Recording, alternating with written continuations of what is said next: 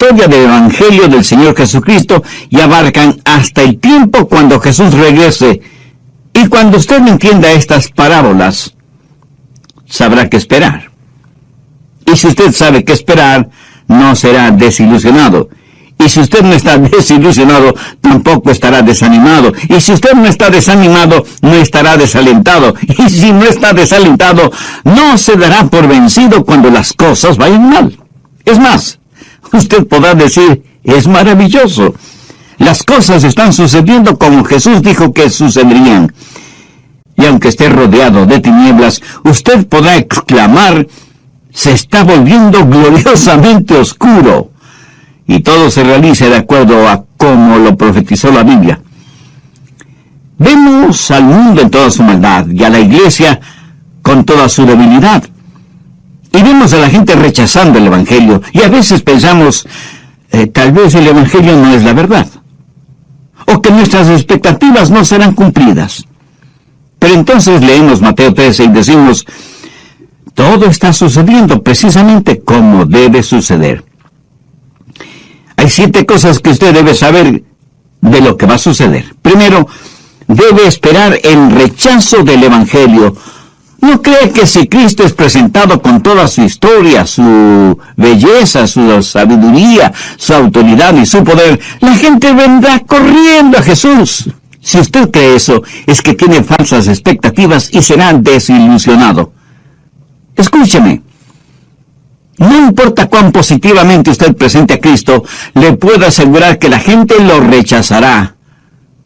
Jesús sabía la condición dura del corazón humano y por eso enseñó la parábola del sembrador. Y en esta parábola el Señor habla de 4 clases de terrenos sobre los cuales cae la semilla. Ahora, recuerde que la semilla es el mensaje del Evangelio. Veamos Mateo 13:19. Jesús está hablando y dice, cuando alguno oye la palabra del reino y no lo entiende, viene el malo y arrebata lo que fue sembrado en su corazón. Este es el que fue sembrado junto al camino. Esta frase, sembrado junto al camino, hace referencia a un sendero que bordea y cruza el terreno, y como es transitado por todos, es tierra endurecida, en donde la semilla no penetra, y se queda a ras del suelo, por lo que las aves vienen y se comen la semilla. Como pastor y predicador, bien sé que muchas veces el Evangelio cae en corazones endurecidos por los afanes de este mundo. Parte de la semilla cayó en pedregales. Verso 20. Y el que fue sembrado en pedregales, este es el que oye la palabra y al momento la recibe con gozo. Pero ahora ponga atención a lo que dice el verso 21. Pero no tiene raíz en sí, sino que es de corta duración, pues al venir la aflicción o la persecución por causa de la palabra, luego tropieza. En este caso, la semilla se asienta en una muy delgada capa de tierra, debajo de la cual solo hay rocas, y representa a la persona que uno piensa que va a ser un cristiano o una cristiana extraordinario. Hace una profesión de fe, se bautiza, pide membresía en la iglesia, pero después de una semana deja de venir. Yo llamo a esas personas cristianos tipo Alka-Seltzer. ¿Por qué? Porque burbujean ruidosamente por un momento y luego desaparecen. Veamos el verso 22. El que fue sembrado entre espinos, este es el que oye la palabra, pero el afán de este siglo y el engaño de las riquezas ahogan la palabra y se hace infructuoso. Representa a aquellos que oyen la palabra, pero en verdad nunca se arrepienten de sus pecados, porque las cosas materiales y mundanas son la prioridad número 1 en su vida, no el Señor Jesucristo y su palabra. La última categoría está descrita en el verso 23. Mas el que fue sembrado en buena tierra, este es el que oye y entiende la palabra y da fruto y produce a 100, a 60 y a 30 por uno. ¿Qué es lo que debemos esperar? Si usted es un ganador de almas, o un pastor, o un evangelista, tiene que esperar el que muchos rechacen el Evangelio. Pero esto no quiere decir que usted ha fracasado. Cuando yo era un joven pastor y predicaba el mensaje de la palabra y daba la invitación, y nadie respondía a esa invitación, Yo sentía que había fracasado horriblemente delante de Dios. Tanto así que al final del servicio no quería saludar con nadie. Deseaba que hubiera una puerta secreta detrás del púlpito para escaparme sin que nadie me viera. Hasta que finalmente comprendí que si predicaba la palabra de Dios sin adulterarla y nadie respondía, no era que yo había fracasado o que la semilla sembrada fuera mala. El problema estaba en el terreno sobre el cual caía esa semilla. ¿Qué aprendí de todo esto? Pues lo siguiente: si usted se mantiene predicando y testificando y compartiendo el Evangelio de la salvación, algunas personas se salvarán. Pero lo importante es no rendirse o desfallecer o desanimarse. Su trabajo es sembrar la semilla. Es el trabajo de Dios el hacerla germinar. Y es la responsabilidad de los que oyen el abrir sus corazones para recibir la buena semilla del Evangelio del Señor Jesucristo. En este mundo y en esta vida, al vivir su vida cristiana, espere que algunas personas rechacen el Evangelio. Pero porque la gente no acepte el Evangelio, eso no quiere decir que el Evangelio ha fracasado. La Biblia dice que somos una manada pequeña, que estrecho es el camino al cielo, y pocos son los que transitan por él. Somos la minoría del Maestro, y si espera ganar a todo el mundo para Cristo, le puedo asegurar que sufrirá una gran desilusión. La Biblia enseña que solo el 25% del terreno estaba listo para recibir la semilla. Y cuando ese 25% recibe la palabra, no todos producirán la misma clase de fruto. Segundo, debe esperar encontrar miembros hipócritas en las iglesias. Algunas veces la gente me dice, pastor, ¿sabía que hay hipócritas en la iglesia? Y yo, como si no lo supiera, contesto, ¿hipócritas en la iglesia? No puede ser. Y usted no necesita ser un pastor de una iglesia para saber que hay hipócritas, principalmente dentro de las iglesias. Ahora, eso no significa que el Evangelio ha fracasado, o que todo esto toma por sorpresa a Dios. Veamos Mateo 13:24. Les refirió otra parábola diciendo, el reino de los cielos es semejante a un hombre que sembró buena semilla en el campo, pero mientras dormían los hombres, vino su enemigo, y sembró cizaña entre el trigo, y se fue. Y cuando salió la hierba y dio fruto, entonces apareció también la cizaña. Vinieron entonces los siervos del padre de familia y le dijeron, Señor, ¿no sembraste buena semilla en tu campo? ¿De dónde pues tienes cizaña? Él les dijo, un enemigo ha hecho esto. Y los siervos le dijeron, ¿quieres pues que vayamos y la arranquemos? Él les dijo, no sea que al arrancar la cizaña, arranquéis también con ella el trigo. Dejad crecer juntamente lo uno y lo otro hasta la siega. Y al tiempo de la siega, yo diré a los segadores, recoged primero la cizaña y atadla en manojos para quemarla, pero recoged el trigo en mi granero. Ahora, ¿qué significa esta parábola? El trigo sirve para hacer pan y los hijos de Dios están representados por el trigo. La cizaña, que se parece muchísimo al trigo, es sembrada por el enemigo. El que siembra el trigo es el Hijo del Hombre. La buena semilla son los creyentes en el Señor Jesucristo, y quien siembra la cizaña es el diablo. El tiempo de la siega es el fin de los tiempos, cuando Dios separará al trigo de la cizaña. Mi amigo, aquí hay una gran lección. Espere encontrar hipócritas en la iglesia. Independientemente de su denominación, toda iglesia tiene sus hipócritas. Pero no es nuestro trabajo el separar el trigo de la cizaña. Nunca se embarque en una cruzada contra otra religión. Esa no es su responsabilidad. Su responsabilidad es predicar el Evangelio del Señor Jesucristo. La Biblia sí nos dice que debemos advertir a los demás acerca de las falsas religiones y de ciertos líderes espirituales que no son más que lobos disfrazados de ovejas. Además, usted no puede separar el trigo de la cizaña porque usted no sabe lo que hay en el corazón del hombre. Usted no conoce a las personas tan íntimamente como Dios las conoce.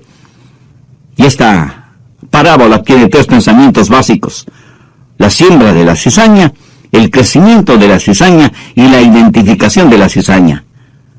¿Quién siembra la cizaña? El diablo. ¿Cómo crece la cizaña? Los cristianos y los hipócritas crecen uno junto al otro en las iglesias. ¿Cuándo será identificada la cizaña? Al final del tiempo. Entonces, ¿cuál es la lección básica? No todos los terrenos son buenos para la siembra.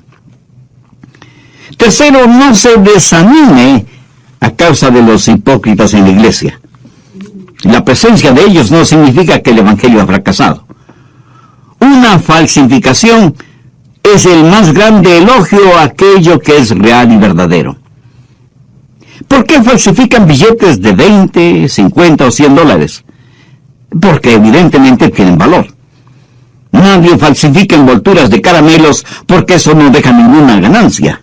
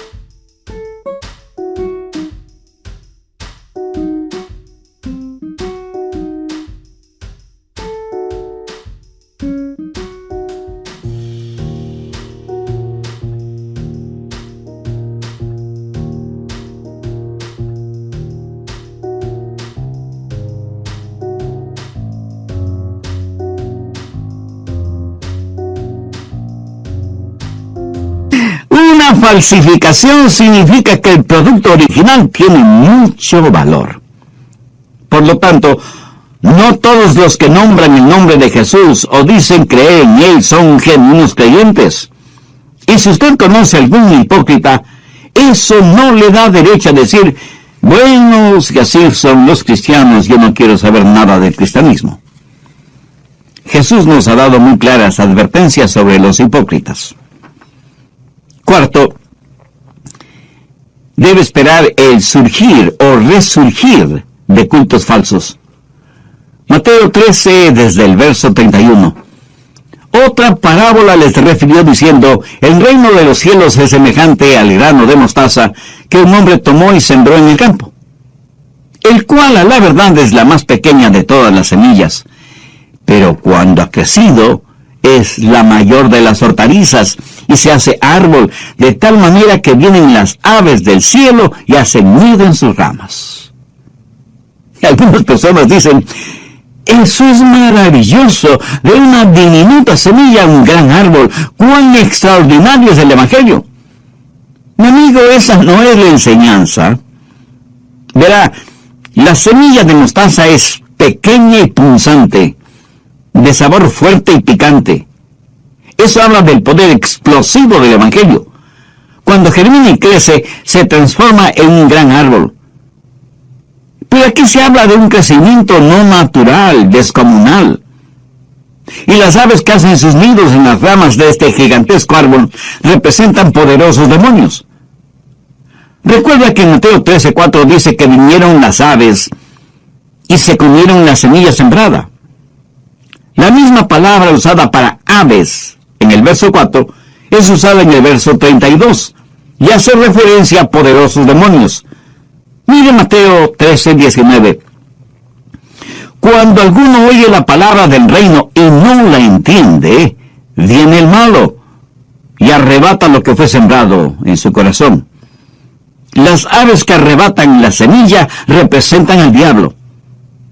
Por favor, anote el margen Apocalipsis 18:2. Habla de Babilonia, la cuna de toda religión falsa. En Babilonia fue construida la Torre de Babel. Nimrod, el fundador de Babilonia, fue el primer prototipo del anticristo.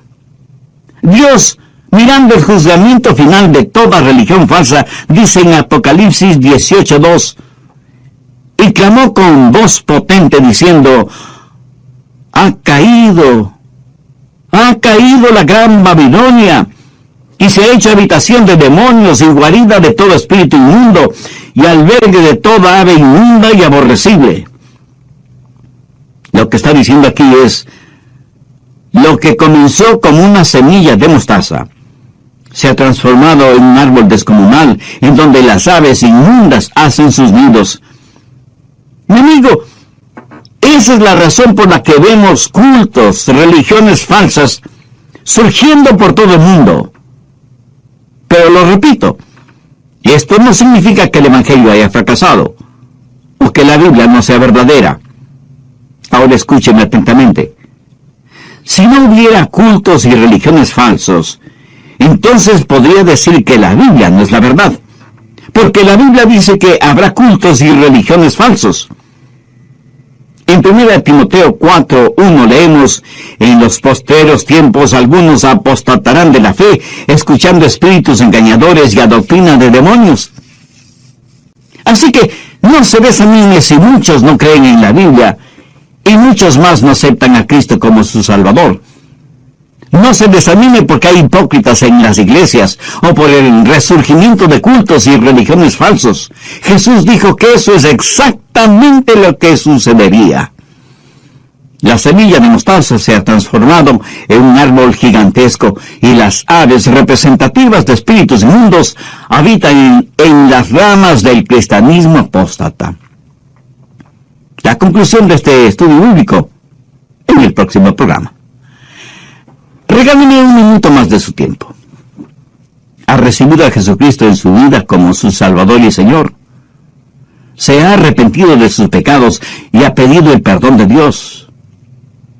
Dios no solo que le ama, sino que quiere perdonarle y salvarle. Ya hemos visto los primeros 4, así que veamos los siguientes. Quinto, espera encontrar corrupción aún en las iglesias. Mateo 13:33 dice: otra parábola les dijo: el reino de los cielos es semejante a la levadura que tomó una mujer y escondió en 3 medidas de harina hasta que todo fue leudado. Aquí tenemos a una mujer que tomó 3 porciones de harina, más bien dicho, de masa, y le puso levadura para que leude. Pero note que la mujer puso la levadura en la masa en forma furtiva.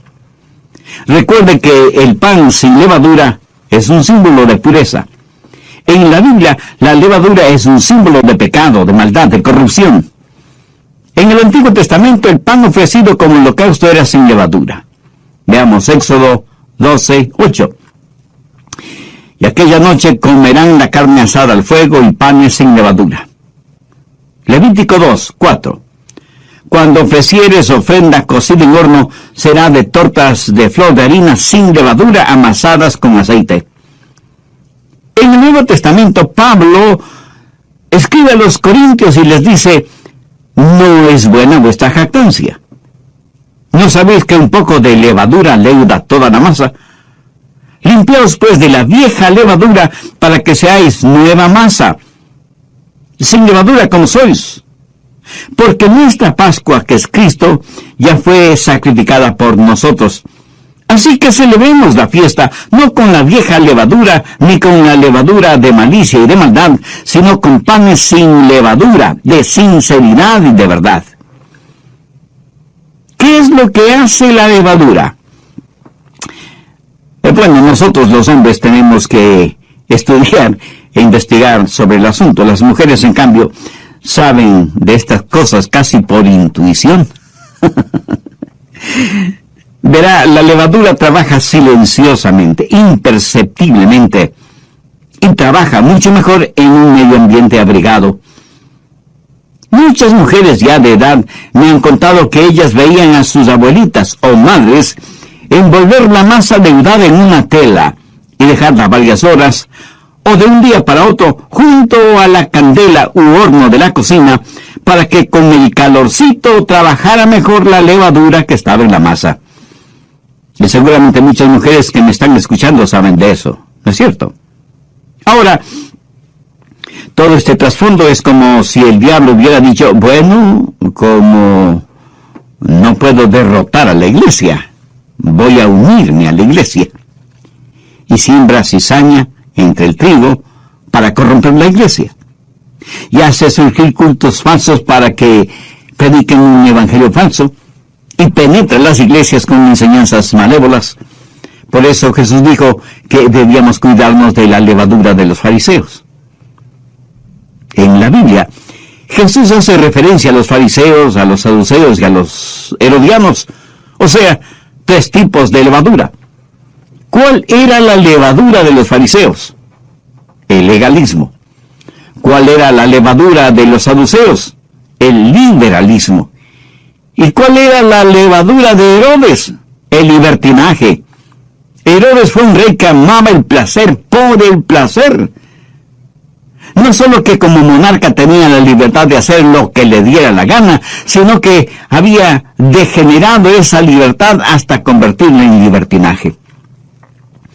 Algunas personas creen que libertad y libertinaje son acciones sinónimas y nada más alejado de la verdad.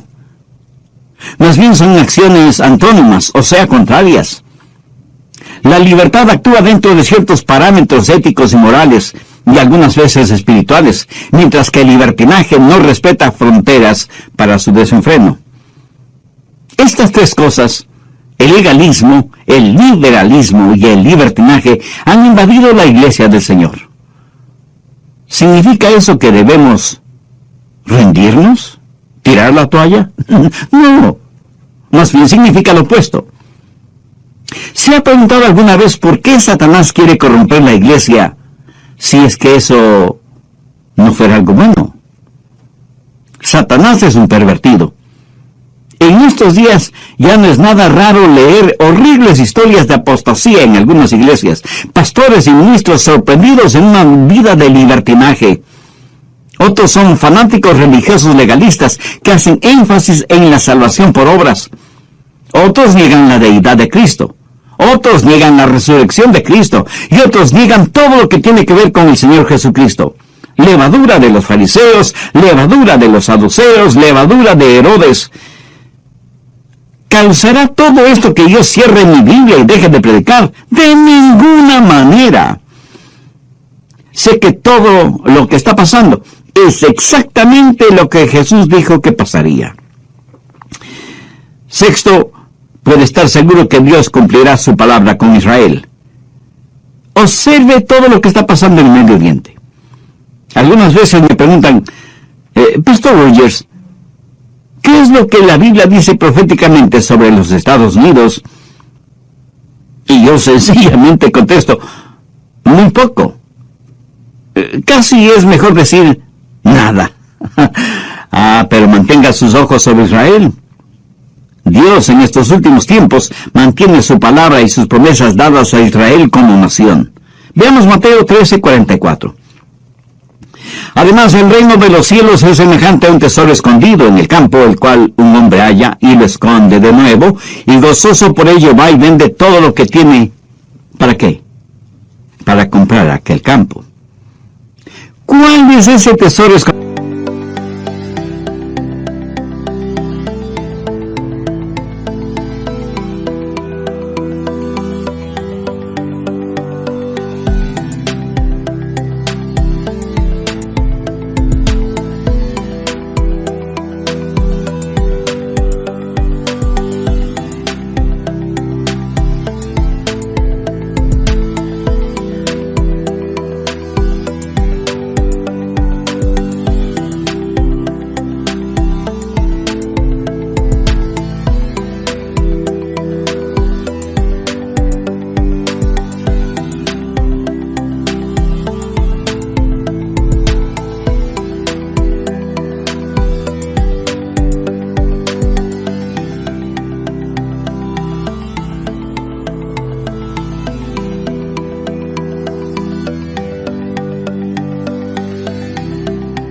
escondido en el campo? Israel. En la parábola, cuando el hombre compra el campo en donde está escondido el tesoro, entonces ese tesoro ya es suyo, le pertenece. Algunos interpretan erróneamente que el tesoro escondido es el Evangelio del Señor Jesucristo y que nosotros somos el hombre que compra el campo a fin de poseer el tesoro. Esta parábola. Escuche, Jesús llama a Israel su tesoro peculiar. Y al hablar de Israel hay cosas básicas que debemos entender. Primero, hubo un breve periodo de tiempo cuando Jesús destapó ese tesoro. Él hizo una solemne promesa a Abraham, pero el tesoro estaba escondido. Quiero decir, estaba encubierto antes de la venida de Jesús. Israel era una nación ignominiosamente pequeña cuando Jesús estuvo aquí en la tierra. O sea, el tesoro estaba enterrado en el campo. Por un breve tiempo Jesús reveló ese tesoro. Veamos Mateo 12:27. Los fariseos habían acusado a Jesús de echar fuera a los demonios por el poder del príncipe de los demonios. Y Jesús les dijo, ¿y si yo echo fuera a los demonios por Beelzebú, por quién los echan vuestros hijos? Por tanto, ellos serán vuestros jueces. Pero si yo por el Espíritu de Dios echo fuera a los demonios, ciertamente ha llegado a vosotros el reino de Dios. Segundo, el tesoro estaba enterrado en el campo y Jesús dijo, he desenterrado el tesoro para mostrarles el reino. Los milagros que Jesús hizo fue para mostrar el poder del reino. Pero los judíos rechazaron a Jesús, mintieron acerca de él, le criticaron, confabularon con los gentiles hasta crucificarle y el tesoro fue enterrado de nuevo. Pero Jesús fue a la cruz para comprar ese tesoro escondido y cubierto. Y la gente no puede entender el plan de Dios para Israel a menos que conozca bien la Biblia. En Proverbios 25:2 leemos, la gloria de Dios es encubrir un asunto. Tercero, cuando leemos el Evangelio de Mateo hasta el capítulo 12, vemos a Jesús haciendo milagros. Pero note, después del capítulo 12, ya no hace más milagros, sino que enseña por medio de parábolas. ¿Por qué? Porque antes del capítulo 12, Él está destapando el tesoro, diciendo, este es el reino de Dios. Los judíos le rechazaron y Jesús volvió a cubrir ese tesoro. Mateo 13:13. Por eso les habló en parábolas, porque viendo no ven, y oyendo no oyen ni entienden. Pero Jesús regresará en gloria, y Él destapará su tesoro. Israel será una poderosa nación. En la actualidad el mundo desprecia este tesoro. Las naciones del mundo se unifican en contra de Israel. Pero Dios no ha terminado con Israel. Él ha comprado el campo, que es el mundo, y va a tomar posesión de este su tesoro peculiar, Israel. Si quiere usted saber lo que Jesús está haciendo en el mundo hoy, mantenga su vista y su atención sobre Israel. A pesar de que muchos rechazan el Evangelio, a pesar de que hay hipócritas en las iglesias, a pesar de que hay corrupción en las iglesias, a pesar del resurgimiento de cultos y religiones falsos, a pesar del odio y la persecución contra Israel, Jesús continúa edificando su iglesia, porque Él mismo dijo, edificaré mi iglesia y las puertas del Hades no prevalecerán contra ella. Mateo 13:45. También el reino de los cielos es semejante a un mercader que busca buenas perlas, que habiendo hallado una perla preciosa fue y vendió todo lo que tenía y la compró. Algunas personas dicen, bueno, la perla de gran precio es el Evangelio, y debemos vender todo lo que tenemos para poder comprar ese Evangelio. Mi amigo, esa es una necedad, una locura. El Evangelio no está a la venta. Y aunque no estuviera, nosotros estamos en bancarrota. No tenemos absolutamente nada. El mercader que busca buenas perlas es Jesús. La perla de gran precio es la iglesia que Él ama. Israel es su peculiar tesoro, pero no es una perla. Las piedras preciosas pueden ser cortadas, divididas, esmeriladas, pulidas. Pero no se puede hacer lo mismo con una perla. La iglesia es un cuerpo indivisible en el Señor Jesucristo, y es Cristo quien con sus platinadas lágrimas y el rubí líquido de su sangre compró esa perla de gran precio.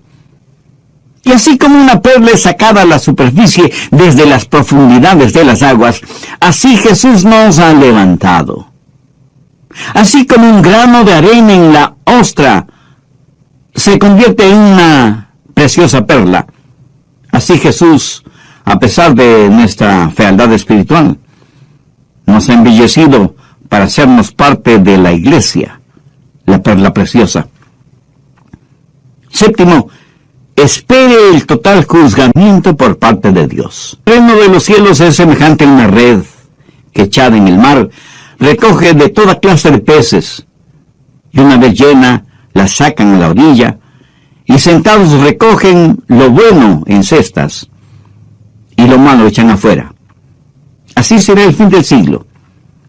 Saldrán los ángeles y apartarán los malos de entre los justos, y los echarán en el horno de fuego. Allí será el llanto y el crujir de dientes. Jesús les dijo: ¿habéis entendido estas cosas? Ellos respondieron: sí, Señor. Dios tiene su red y la echa sobre las naciones del mundo para ganar almas.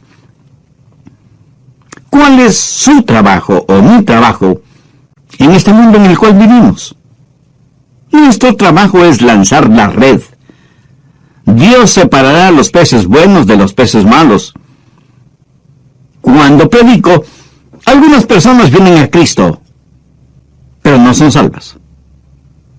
Mi amigo, esa no es mi responsabilidad. Yo no puedo hacer que nadie sea un creyente o un incrédulo. El reino de Dios es como una red que lanzamos en las naciones de este mundo, y al final de los tiempos, aquel que separa el trigo de la cizaña, ese mismo Dios es quien separará los buenos de los malos. Ahora, ¿qué significa todo esto para nosotros? Escúcheme atentamente. Dios sabe exacta y precisamente cómo va a ser la situación. ¿No es increíble que hace más de 21 siglos Jesús dijera lo que pasaría ahora? Él dijo que no todos escucharían el Evangelio, no en el sentido de oírlo, sino de entenderlo y aceptarlo. También dijo que no todos los que escucharan el Evangelio serían salvos. Jesús dijo que habría hipócritas en las iglesias, y esa es una triste realidad que nadie puede negarla. También dijo que la corrupción se permearía en la iglesia como la levadura se infiltra en la masa. Y diariamente sabemos, o leemos, o vemos en la televisión los numerosos escándalos morales y financieros en iglesias y organizaciones que se dicen cristianas.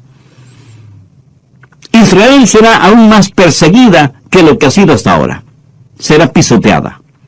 El tesoro es enterrado nuevamente, pero Jesús ha prometido regresar para desenterrar su especial tesoro y para edificar su iglesia, para separar el trigo de la cizaña, para separar a los buenos de los malos y para ejercitar el juzgamiento final. Si usted tiene falsas expectativas, si usted cree que el Evangelio va a ser creído y aceptado por todo el mundo, si usted piensa que los hipócritas son una prueba de que la Biblia no es verdad, o de que los cultos falsos y las religiones falsas no tienen mayor importancia, terminará desesperándose y se hará la pregunta: ¿perdió Dios el control de su universo? No, Dios no ha perdido el control de nada. Todo está bajo su control. Todo lo que ha pasado, está pasando y pasará, ha sido, es y será exactamente como Dios lo ha dicho. En este mensaje hemos aprendido los 7 secretos sagrados directamente de la palabra de Dios. ¿No le gustaría a usted ser un sembrador de la semilla bendita? ¿No le gustaría ser como el pescador lanzando sus redes sobre su vecindario, sobre su ciudad, sobre su país? ¿No quisiera ser un miembro fiel del cuerpo de Cristo, la iglesia, y orar a Dios que la mantenga pura y libre de la levadura de la corrupción. ¿No quisiera tener una relación personal con Dios por medio del Señor Jesucristo y recibir a Cristo en su corazón ahora mismo? Si sus respuestas son afirmativas, le invito a orar conmigo una sencilla pero significativa oración. Mi oración solo será para guiarle. Usted ore con sus propias palabras, pero dígalas con fe, con sinceridad, depositando toda su confianza en Dios, que tiene un oído atento para su plegaria. Ore y diga: